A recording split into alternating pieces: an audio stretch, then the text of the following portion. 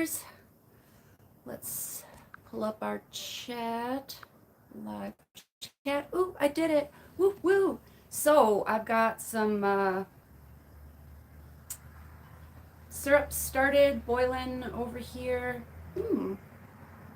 Maybe I should. No, we'll just leave it right there. That should do good.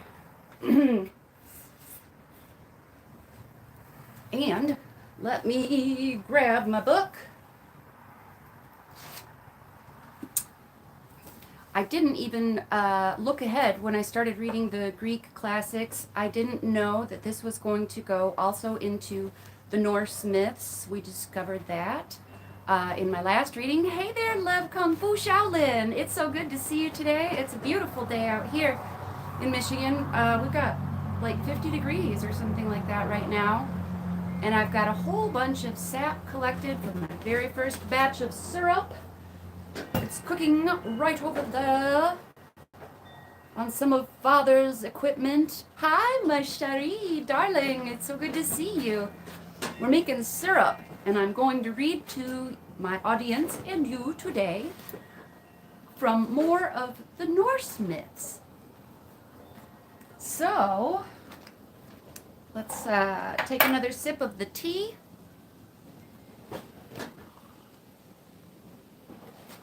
A beautiful sunshine blend for a beautiful warm winter day. Light a smoke.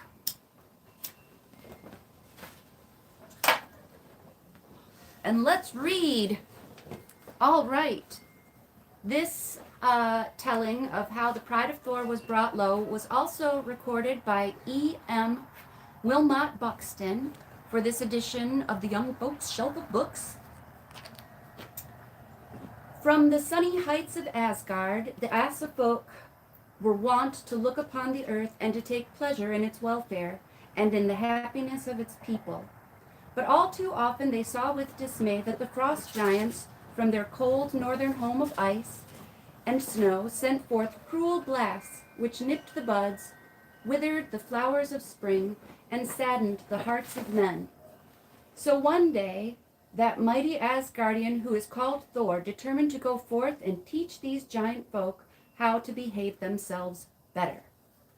Calling for his chariot of brass, which was drawn by two mighty goats, from whose teeth and hooves sparks continually flew, he was about to drive away when red Loki came running up and begged to be taken too. To this Thor agreed, for he had a rather liking for Loki in spite of his mischievous tricks, and in a few minutes they were hurtling through the air at a great rate. All day long they drove, and at evening time reached the borders of Giantland, where stood the hut of a poor peasant. Seeing this, the two Asgardians determined to try to obtain shelter for the night. The peasant was a good-hearted fellow and gladly welcomed them under his roof, but he had only a bit of black bread to offer them for supper. And this was by no means a satisfactory meal for two hungry gods, but Thor was quite equal to the occasion. "Fear not," said he kindly. "I will provide meat in plenty for you and your family, as well as for ourselves." Then he went out, killed his two goats, cut them up, and threw them into a great cauldron which the peasant's wife, at his request, had set to boil upon the fire. The skins, meantime, he spread with care upon the floor. The stew was soon cooked to perfection, whereupon Thor invited the man and his wife and children to eat as much as they would. "Be careful, however," said he, "not to break a single bone, but to throw them all into the skins spread out on the floor."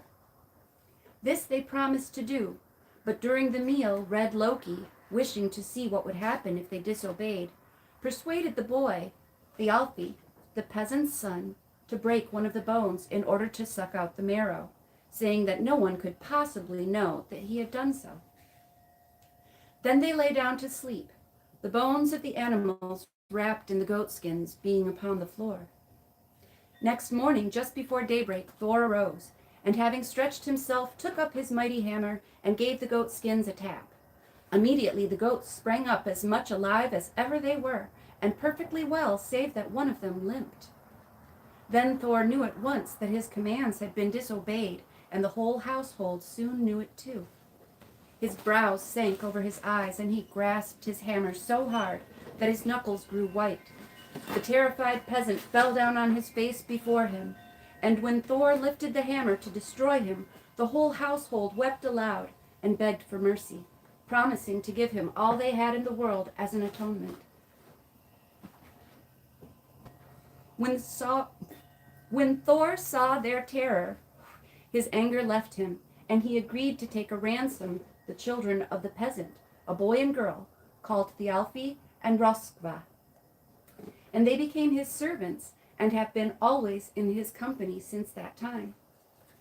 Leaving his goats in charge of the peasant, Thor went forward toward Giant Land, accompanied by Loki and the two children, and the boy Thialfi, who was the fleetest of foot of all living creatures, carried Thor's bag. After walking all day through a bleak and barren country, wrapped in a thick mist, they came at nightfall to a great wood which seemed to offer neither provisions nor roof to shelter under for the night. At length, after searching about for a very long time, they came to what seemed to be a large hall of misty and uncertain shape, the door of which was as wide as the whole building. So they entered, and finding everything within empty and dark, they determined to go no farther, and stretched themselves, hungry and weary as they were, upon the ground. Hi, JP. Oops. Man, I got too close for comfort there. You guys can see my wrinkles in the sunlight. In the middle of the night, they were awakened by what seemed to be a great earthquake. The earth trembled beneath them, and the house shook. Calling upon his companions, Thor arose, and fearing lest the roof should fall upon them, he drew them into an inner room, and seating himself in the doorway, took up his hammer and prepared to defend himself and them if anything should befall. But nothing further happened save a renewed trembling of the ground, and a curious, regularly recurring sound, like a loud groan or roar. I missed you too, JP. When it began to grow light, Thor went out and saw, not far off, a huge giant lying on the ground fast asleep, and he understood that it was his snores which had caused the ground to shake, and which had sounded like a roar or groan. Suddenly the giant awoke, and sprang up so quickly that Loki and the children, who had followed Thor, jumped behind a tree. But Thor, who was afraid of nothing, only grasped his hammer tightly and asked his name. I'm gonna mispronounce this probably. I am called Skrymir, said the giant, looking down at him and catching sight of his hammer, of which all in heaven and earth had heard. He went on. I don't need to ask your name, for I see you are Thor. But what have you done with my glove? As he said these last words, he stretched out a huge hand and picked up his glove, which Thor, to his great astonishment, found to be the house in which he had spent the night, and the inner room was the place for the thumb. Hearing that they were on their way toward Giant Land, Skrymir asked if he might accompany them, and as he seemed a good-natured fellow, they agreed. But first they sat down to eat their breakfast. Skrymir ate his huge meal out of a great provision sack, and eyed with much merriment the wallet which held the food of Thor and his companions. "'Tis like a little toy," said he, but Thialfi answered crossly, "Toy it may be to you, but it has made my shoulders ache very finely, I can tell you. I could hardly sleep all night for the pain." Then Skrymir laughed and took the bag and put it into his sack, slinging the whole over his shoulder as if it had been a feather.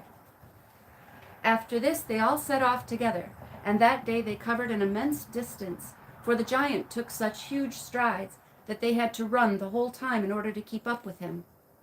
When it grew dark, Skrymir led them into a vast wood, where no habitation was to be found, and bade them take up their quarters under a huge oak.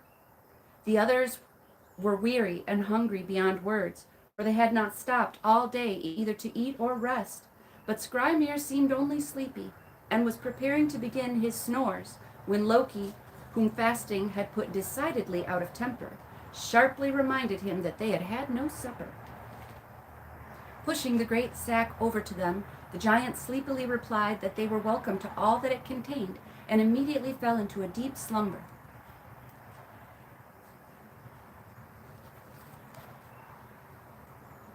But when Loki tried to undo the mouth of the sack, he could not get one knot loosened, nor could he even get one of the strings to stir. Then Thor tried with all his strength, but could do nothing. This was a serious matter, for they were all starving with hunger by this time. So Thor, in a great rage, snatched up his hammer in both hands, stepped up to where Skrymir was lying, and dashed the hammer with all his force at his head. At this blow, which would have smashed the skull of most men, the giant drowsily opened one eye, saying, "Did a leaf fall on my head just now? Good night to all of you. I suppose you have now had your supper and are going to bed." At this, the Asgardians were so astonished that they meekly replied that they were just going to do that very thing, and they went and lay down under another oak. But there was no sleep for them, for, besides their fear and hunger, the whole wood resounded with the giant's snores, so that it seemed as though it thundered all the time. At last Thor could stand it no longer, so he went over to him, and swinging his hammer with all his skill, brought it down with such a crash that he knew by the feel of it that it had sunk deep into the head. But the giant only turned over, saying sleepily, "What was that? Did an acorn fall upon my head? How is it with you, my friend Thor?" Then Thor answered hastily that he had only just waked up, and that it was midnight, and still time to sleep. The god was now alarmed, and he decided that if it were possible, he would get in a third blow, which should put an end altogether to the most extraordinary companion he had ever had.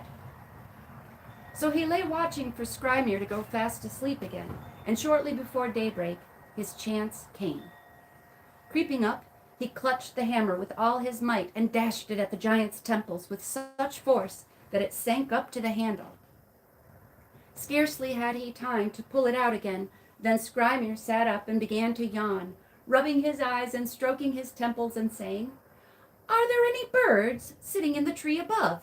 I thought, as I woke up, that some moss from the branches fell upon my head. Ho there, Thor, are you awake? You seem to be moving early this morning. Let us all get up and continue our journey, for we are now not far from Giant Town."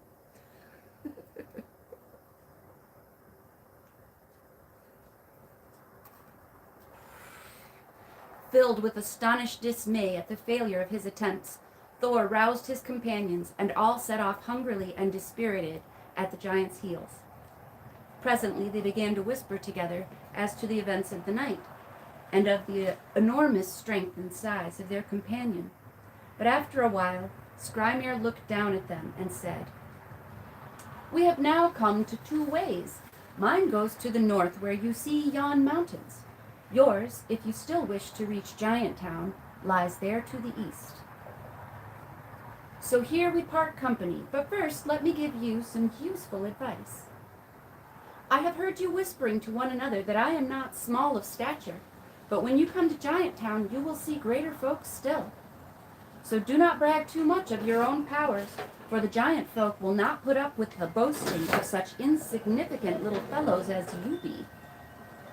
But if you want to be quite wise, turn back now to your own place, for that is the best thing you can do." So saying, Skrymir shouldered his great sack, and turning his back upon them, went off through the forest with such huge strides that he was soon lost to sight. Now Loki was much disposed to follow the advice of the giant and turn back to Asgard. But as of this Thor would not hear. So they continued their journey until noonday, when they saw before them a great town standing in the midst of an immense plain. The walls and gates of the town were so high that they had to bend their necks right back before they could see the top of them, and when they came nearer still, they found the gate was fast shut. But this gate had bars, and was made to keep the giant folk, not to keep out smaller people of whose visits they had never thought. So the two Asgardians and their servants found little difficulty in creeping through the bars and so getting into the town. The first thing they saw was a great hall, toward which they went, and finding the door open, they entered, and saw in the center of it 2 benches, enormously high and wide open, which sat a number of giants. In their midst, upon a platform high as the roof of an ordinary house, sat the king of the giants, to whom they advanced and made their bows. At first the king looked about on the floor as though they were too small for him to see, but at length he cast a scornful glance upon them, and with a grin that showed all his teeth said, "Is this little fellow the great god Thor, of whom we have heard so much? Perhaps, however, you are bigger in strength than in size. Now, for what feats are you and your companions prepared? For you must know this, that no one is allowed to stay here unless he be more skilled in some craft or accomplishment than any other man."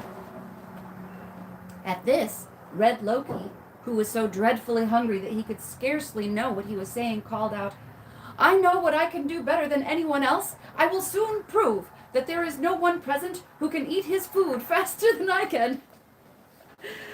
Then said the king of the giants, "That is a feat to be proud of if you speak the truth, and you shall try it immediately." So he called from the bench a man named Logi, and bade him come out onto the floor and try his strength against Loki. The others took a huge trough full of meat and set it on the floor, and they put Logi at one end and Loki at the other. Both of them ate as fast as they possibly could, and met in the middle of the trough. But though Loki had such an immense appetite, and had eaten every scrap of meat off the bones, Logi had eaten up the flesh and bones, and the trough as well. So Loki had to confess that he had been beaten. Then the giant king looked at the boy Thialfi and asked, "What use is that lad in heaven or earth?" And Thialfi answered that he would run faster than anyone whom the giant king liked to name. "That is a good feat," said the king, "but it is to be hoped you can run really fast, for you will have something to do to win this race." So saying, he took them outside, where there was an excellent race course along the flat plain, and he called up a young man whose name was Hugi, and bade him run a race with Thialfi. In the first heat of the race, although Hugi ran so fast, yet when he turned to run back, he met Thialfi face to face. Then the king of the giants encouraged the lad, saying, "Never before has come anyone hither who was swifter of foot than you." Then they ran the second heat, and when Hugi reached the goal, Thialfi was 3/4 of the way thither. Then said the giant, "Well run, Thialfi, yet I do not think that you will win this race. However, we shall see what happens in the 3rd heat." When this was run, Hugi had reached the goal and turned back again ere poor Thialfi was barely halfway there. At this, all the giants began to applaud Hugi, saying that he had fairly won the race, and Thialfi was obliged to go sadly away. The king of the giants next inquired what feats Thor could show to prove the truth of the tales men had told of his great strength, and the Asgardians, who were now very thirsty, and at all times a mighty man at bowl, said that he would drink deeper than anyone in the whole world. So they returned to the hall, where the king called upon his cupbearer to bring the horn out of which his valiant giants drank, and this was filled with ale and handed to Thor. Then said the king of the giants, "With us 'tis thought that the man is a good drinker who empties his horn at one draught. He who takes it off in 2 is but moderately thirsty, but he who cannot empty it in 3 is but a wretched drinker, and not worthy of the name." Thor looked at the horn, and thinking within himself, "This is not a difficult task, for the horn, though it seems deep, is not very large," took a drink which he quite thought would have drained the vessel, but when he could drink no longer for lack of breath, he looked in the horn, and there was the ale still brimming over the edge. Then the giant chuckled and said, "Well drunk, good Thor, but you have by no means emptied the horn. It seems to me indeed that men have boasted too much of your fine deeds, I would not have believed that you would have taken so long to drink up the ale. However, I don't doubt you will finish it at the second draught." Thor reddened with wrath at these scoffing words, and took up the horn, intending to drink the ale to the last dregs. But try as he would, he could not get the end of the horn to tip up completely. And when he set it down, it seemed to him that he had drunk less than that at the first time. Yet some difference had been made, for the horn could now be carried without spilling. Hey, Skull Asylum, JP, my Cherie. We got a good crowd. I hope you guys are enjoying chat and enjoying the story. "Ha ha!" laughed the giant. "Is this your skill, good Thor? Are you not leaving rather much for your third draught? It looks to me as if that will have to be the greatest of them all." Then Thor got very angry indeed, and setting the horn to his mouth, drank with all his might and main, so that when he could do no more and had set it down again, the ale had certainly grown less. "Ha ha!" roared the giant. "They think too highly of you in the world above, my little Thor. Now what other game would you like to try?" "Whatever you like," answered Thor grumpily, for none of the Asgardians liked being laughed at. So the giant said, "Young lads here think it nothing but play to lift my cat up from the ground, and I should never have suggested such a feat to the strength of Asgard Thor, had I not discovered that he is much less of a man than I thought." Then he called, "Puss, puss!" in a voice that shook the house, upon which an enormous gray cat sprang forth on the floor before them. Rather annoyed at being asked to do such an easy thing, Thor went over to the animal, put his arm round it, and tried to lift it up. But the more he tugged and strained, the more the cat arched its back, so that his strength was exerted vainly, and in the end, when he was black in the face with the efforts he had made, he had only succeeded in lifting up one paw. Then the giant repeated his scornful laugh, saying, "That's just as I expected. The cat is rather large, and Thor is small. Tiny indeed, compared with the great men who are here with us." "Tiny indeed," roared Thor in great wrath. "Let any one you come and wrestle with me, and I will show you if my strength is as tiny as you seem to think." At this the giant pretended to look about him on the benches, saying, "I don't see anyone here who would not think it beneath him to wrestle with such a puny fellow. Let me see. Ah, call hither my old nurse Ellie, and let Thor wrestle with her if he wants to. She has thrown to the ground before now men who thought themselves as strong as this little Thor." At his call there came into the hall an old woman, so old that Thor refused at first to close with her. But the giants mocked him, so that at length he seized her round the waist. Yet the tighter he grasped her, the firmer she stood. At length she began to grip him in her turn. Thor lost his footing almost at once, and though he wrestled valiantly, she brought him onto his knee. At this the giant interfered, saying that no more was necessary to show who was the stronger, and that it was getting too late for any more contests. Then he bade them seat themselves at supper, and after a royal feast, conducted them to their beds with the kindest hospitality. But Thor spent all that night in bitterness, for his pride had been brought very low. At daybreak next morning, the Asgardians and their companions arose and prepared to depart. Before they set out, however, their host appeared on the scene and insisted upon their eating a hearty breakfast, after which he offered to show them the most direct way out of the city.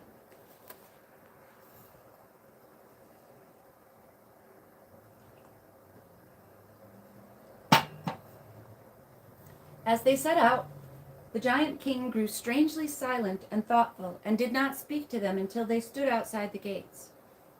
Then, as they were about to bid him farewell, he suddenly asked Thor how he thought his journey had turned out. To this, Thor, deeply humbled and mortified by all that had occurred, said that he felt much disgraced at the knowledge that henceforth the giants would call him a man of little account. But to his intense surprise, The giant shook his head, saying, "Had I my way, you should never enter this city again. And if I had known before how strong you were, you should never have come into it, for you have very nearly brought utter ruin upon us all. Know then, first of all, that I have deceived you with magical delusions the whole time. For I was that giant Skrymir who met you in the woods, and who tied up the mouth of the provision sack with invisible iron threads, so that you could not unloose it. That same night you struck with your hammer 3 great blows upon my head, the least of which would have made an end of me if it had hit me. But in the darkness I managed each time to bring a mountain between me and your hammer without your seeing it. And if you want to see the marks you made in it, you have but to look at the mountains above my city, with its top cloven into 3 great dales. Next, when you came to my hall, Loki contested with Logi, my courtier, as to who should eat the fastest. But he whose name was Logi is really fire. And in consequence, he could eat up trough and bones and all in no time. When Thialfi ran his race, he ran against Hugi, who is no other than Thought. And no one, of course, can run as fast as he. When you yourself drank from that horn, then indeed was seen a marvel which I should never have thought possible. You did not see that one end of the horn stood in the sea, which you were drinking all the time. And when you reach the shore, you will see how much the sea has ebbed by your draughts. Nor was it less marvelous to me that you lifted up the paw of the cat, for the cat is none other than the serpent, which lies around the whole earth with its tail in its mouth. When it took the form of a cat, you lifted it so that it was obliged to arch itself up to the sky, and then we all trembled, for we feared that you would pull it altogether out of the sea. Your struggle with Ellie was perhaps the most amazing of all, for she is old age, of whom none has ever got the better. And now depart, O Asgardians, and 'twill be better for us both if we never see each other again. Now when Thor heard how he had been tricked, he grasped his hammer with intent to dash both the giant and his city to pieces. But when he looked for them, both had disappeared, and he found himself standing with his companions in the midst of a large plain on which was no sign of habitation. Then he knew the power of the giant foe would not yield to force, and thinking of their strange adventures, Thor and his companions returned to Asgard. I gotta show you the illustration. How about that? Look at that. It's Thor and a big old hand. I've been chasing the hand symbolism, as many of us have. I think, yep, that's the end of that one. Next is how Thor's hammer was lost and found. We've only been going for a half an hour. If you would like to hear more, I will read the next tale. While we're deciding if we'd like to hear the next story, I'm going to scroll through the chat for just a minute and see what other visitors we have. Super Cal, my dear, good to see you. Okay, so we have our original chatters, Skull, Mashari, Lev Kung Fu, and we've been joined by Supercalifragilistic.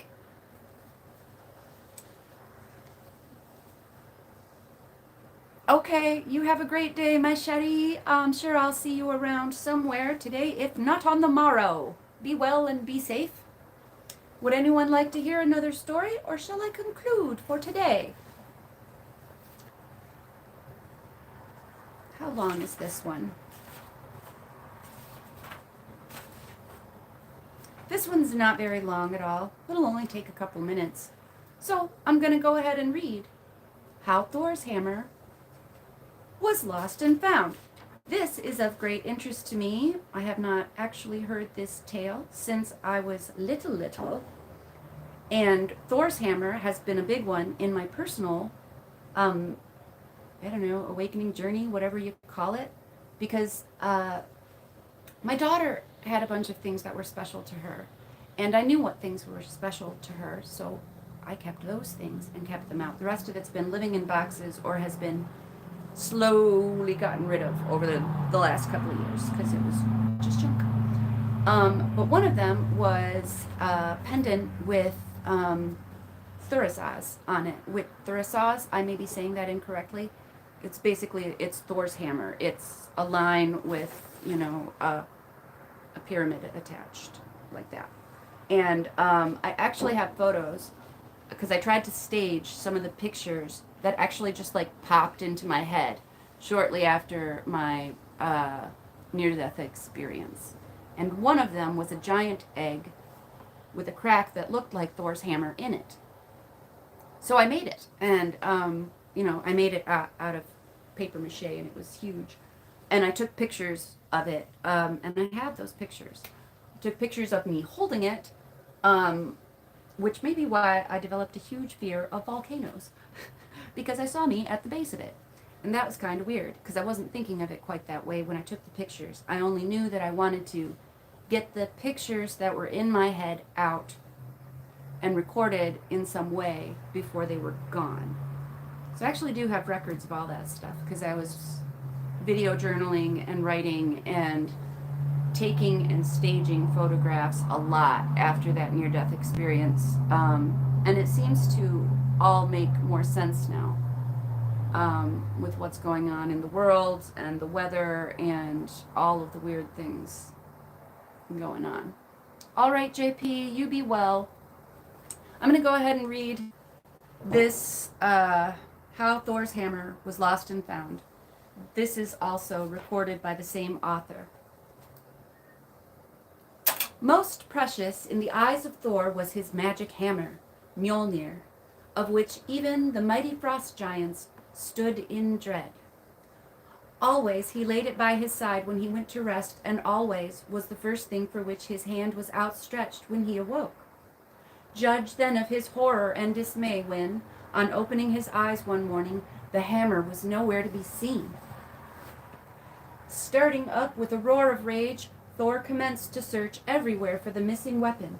Up and down his wonderful palace built of the thunderclouds he tramped, with the noise that shook the whole city of Asgard, but the hammer was not to be found.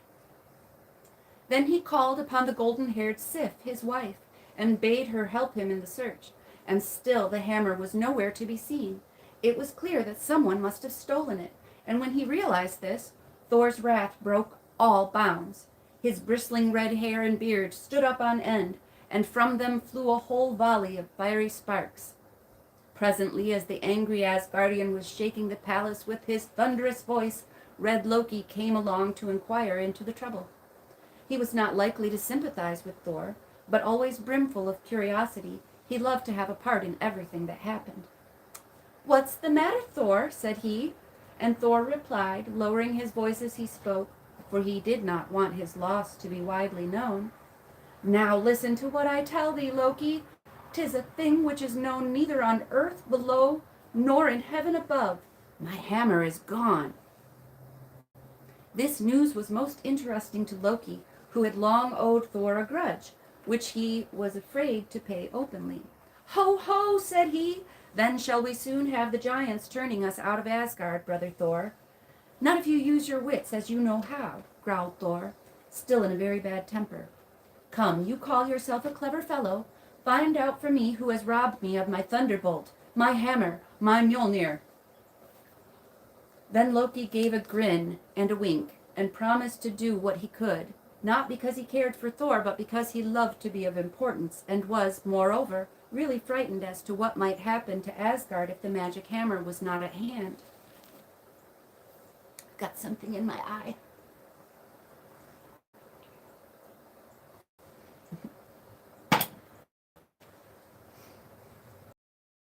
Oh man, I don't know what flew into my eyeball, but that sucks.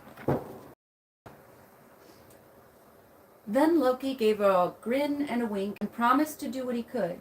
Oh, because he liked to be in charge. I already read that paragraph. It was not long before he noticed that an extraordinary kind of tempest was raging in the regions below. Not an ordinary kind of tempest, with first some thunder, and then some rain, and then a gust of wind or two. such as Thor was wont to arrange, but a mixture of hail and wind and thunder and lightning and rain and snow, all raging together in a tremendous muddle, so that the earth folk thought the end of the world was come. This gave Loki a hint, and he began to peer about between the clouds until at length he saw that the trouble was coming from a certain hill which stood in the center of Giantland. Now on the top of this hill lived a certain Thrym, prince of the frost giants, who for a long time past had been very envious of the mighty Thor. He had indeed done his best to imitate him as far as he could, and had managed to get up a very good imitation of lightning and hail and rain. But he had not been able to manage the thunderbolts, for they could only be made by means of Thor's hammer Mjolnir. All this was well known to Red Loki, and he was therefore not at all surprised to find that somehow or other Thrym must have got hold of the magic weapon, for here were thunderbolts crashing about the earth and sky at a terrible rate. When informed of the discovery, Thor flew into a still more tremendous rage and wanted to rush off at once to try conclusions with the giant. But Loki, who loved rather to get a thing by trickery and deceit, persuaded him that violence would never do. "Remember," said he, "that Thrym with the hammer is much stronger than Thor without it.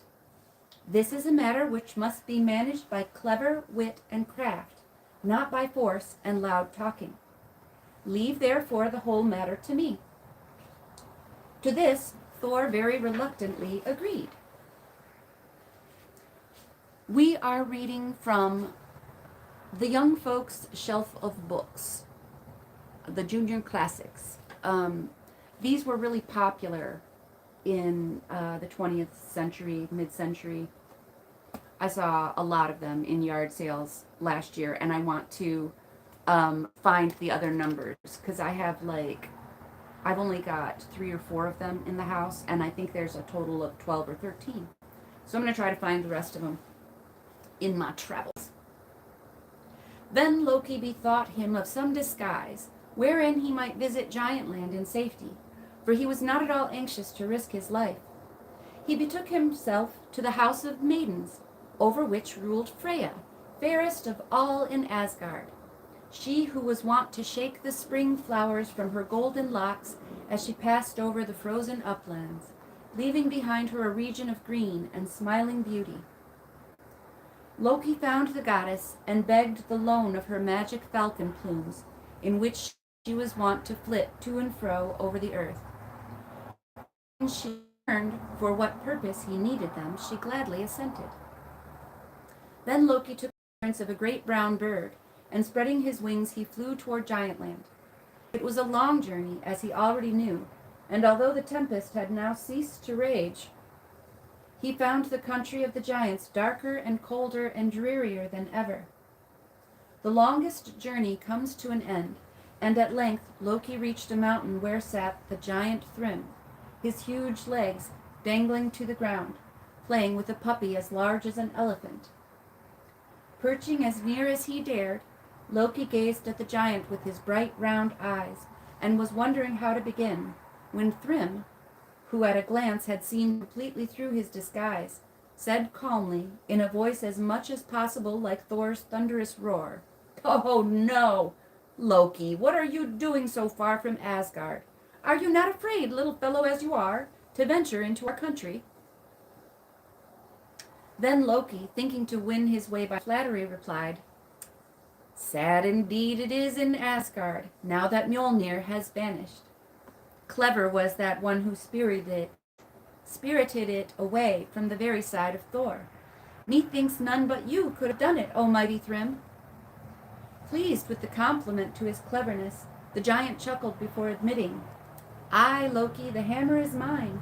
'Tis very true, and now men will know who really is the Thunderer." "Ah, well," sighed cunning Loki, "some men are strong by reason of their weapons, and some are just as strong without.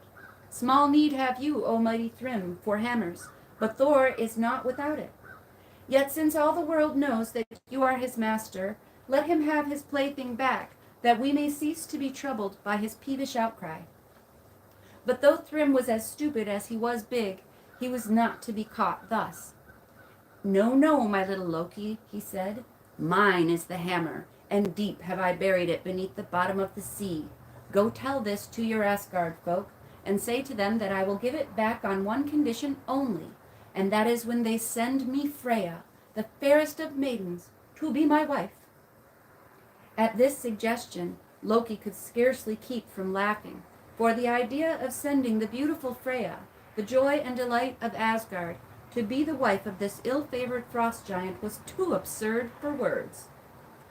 It was not much to him, however, what happened to anyone except himself, so he hastened to reply, Be sure, O Thrym, that everything I can do to further the matter shall be done, and if Freya is of the same mind as I, you will soon be welcoming the most sweet maiden to Giantland. Farewell. So saying, he spread his brown wings and flew back to Asgard, delighted to think of the mischief he could now set brewing.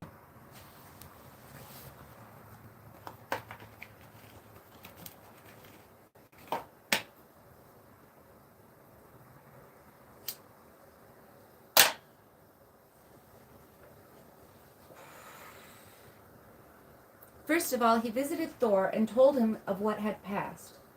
Then the Thunderer, when he heard of Thrym's boastful words, was filled with wild wrath and wanted to start off then and there and wrest the hammer from the depths of the sea. But Loki pointed out the difficulties that stood in the way, and leaving the Asa to ponder over his words, he hurried off to Freya and informed her of Thrym's proposal.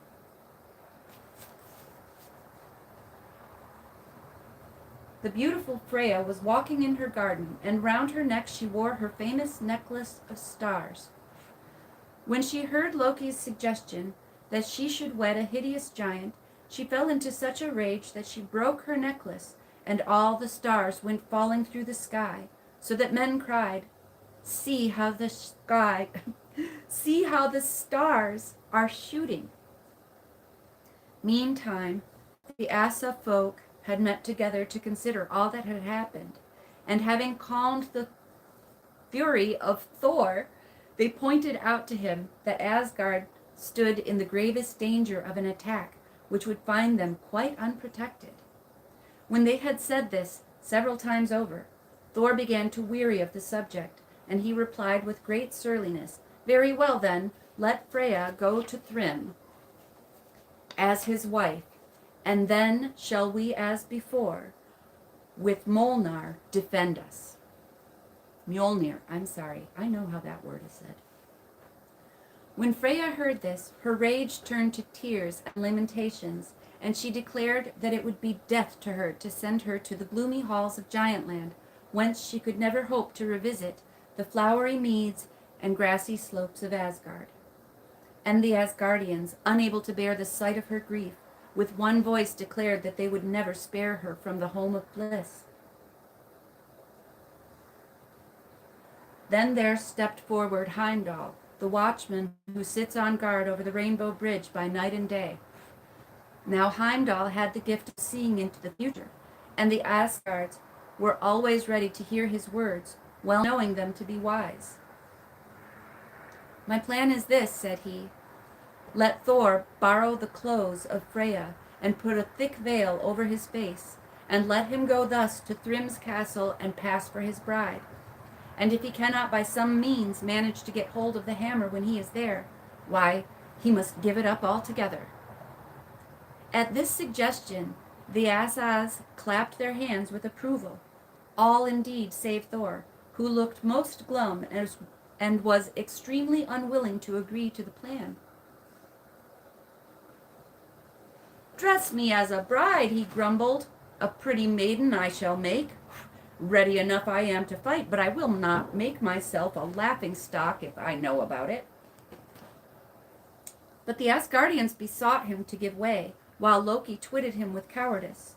Fair Freya, too, appealed with tearful eyes, and so at length, with great reluctance, the Thunderer agreed to do what they wished. Fortunately, the maiden Freya was very tall, but even so it was with some difficulty that they managed to cover the burly form of Thor with her robes. He insisted, moreover, upon wearing his own shirt of mail and his girdle of strength, and these took much more drapery to hide. Great was the laughter in the halls of Asgard that night as the bridal maidens brushed and curled Thor's long yellow hair and set a jeweled headdress upon it. And finally, when the maidens proceeded to cover up his thick beard and angry eyes with a silken veil, the mirth of the Asgardians was unrestrained. To complete the disguise, the maidens hung around his neck the famous necklace which had now been restrung, and finally Frigga, the wife of All-Father Odin, secured at his girdle the great bunch of keys proper to brides at a wedding in the Northland. Hold on, I need a drink from my other cup.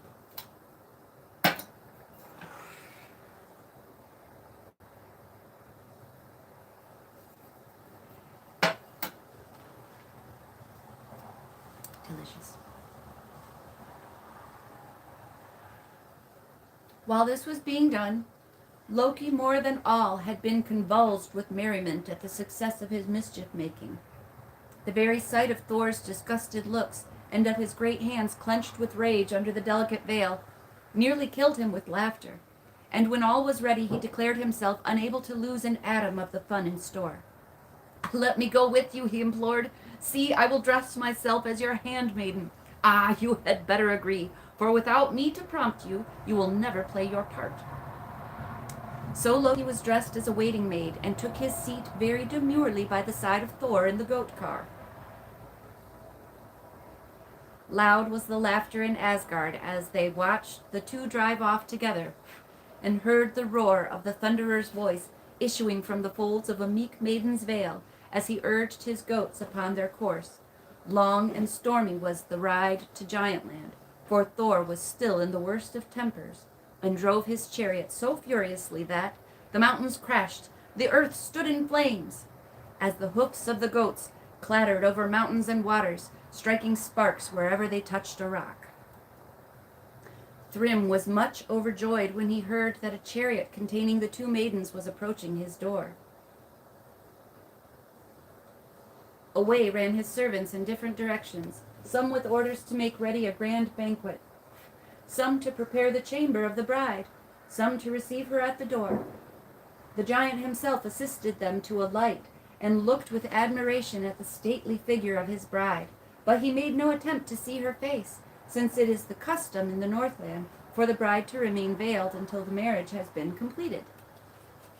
"A bride worthy of a giant," murmured his servants, as he led her to a lofty seat beside his own great throne of gold. And they looked with approval also on the buxom form of the waiting maid, who stood, closely veiled, behind her mistress's chair. These shame rituals go back to the dawn of time, apparently. Now the journey had been long and cold, and it was with joy that the newcomers noticed that the preparations for the banquet were complete, for they were exceedingly hungry. The giants are huge eaters, and they gathered round the board, whereon were displayed an enormous ox roasted whole, a vast dish of salmon, and various other dainties. But because the bride was a woman, and modest withal, they brought her tiny morsels on a dainty golden plate.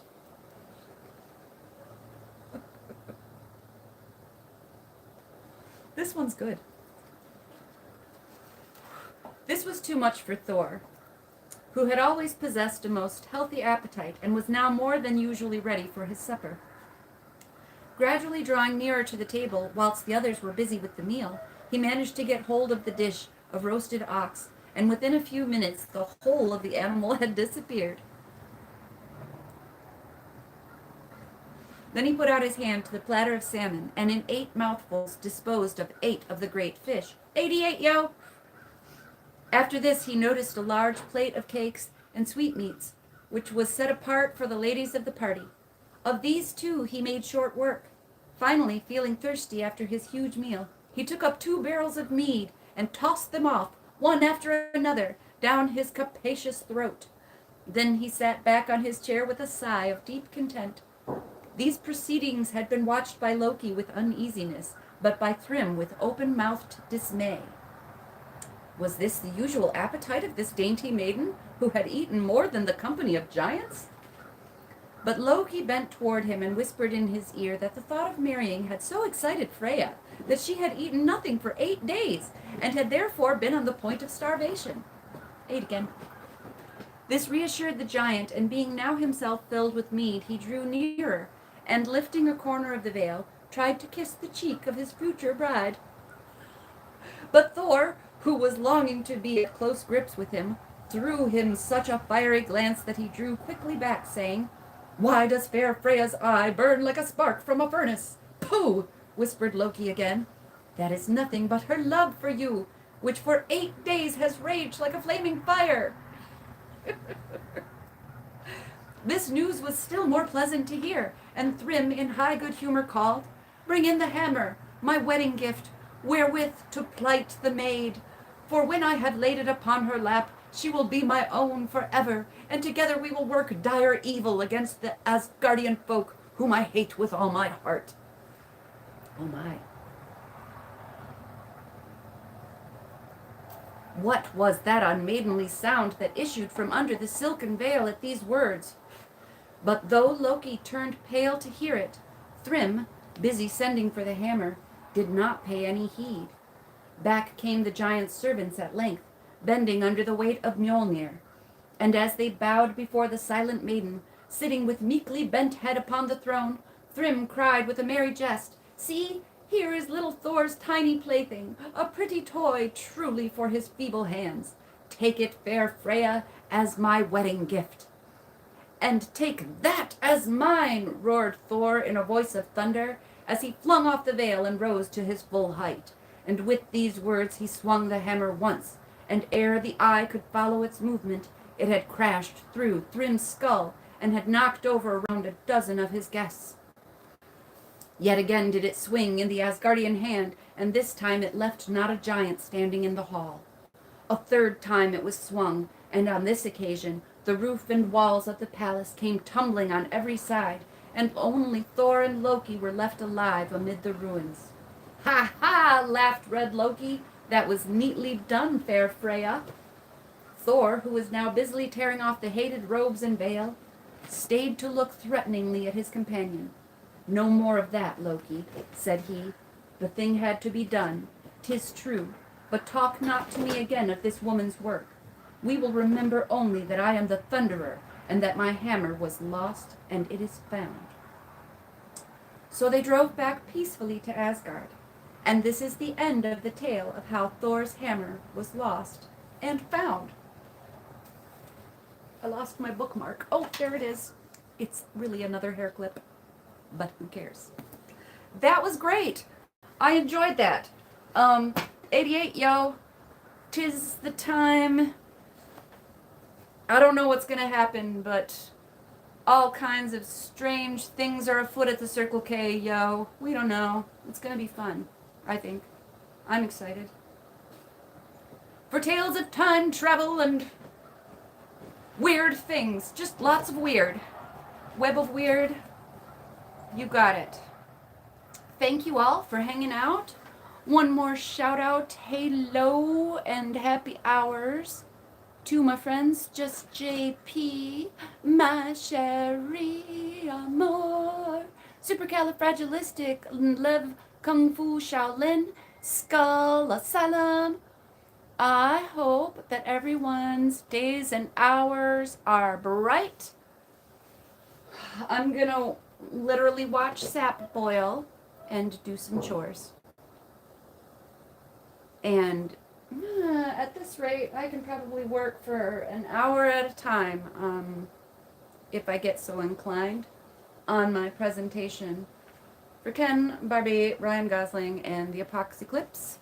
But that's all going to depend on my mood. I have been just insanely hyper today, so I'm probably going to crash out.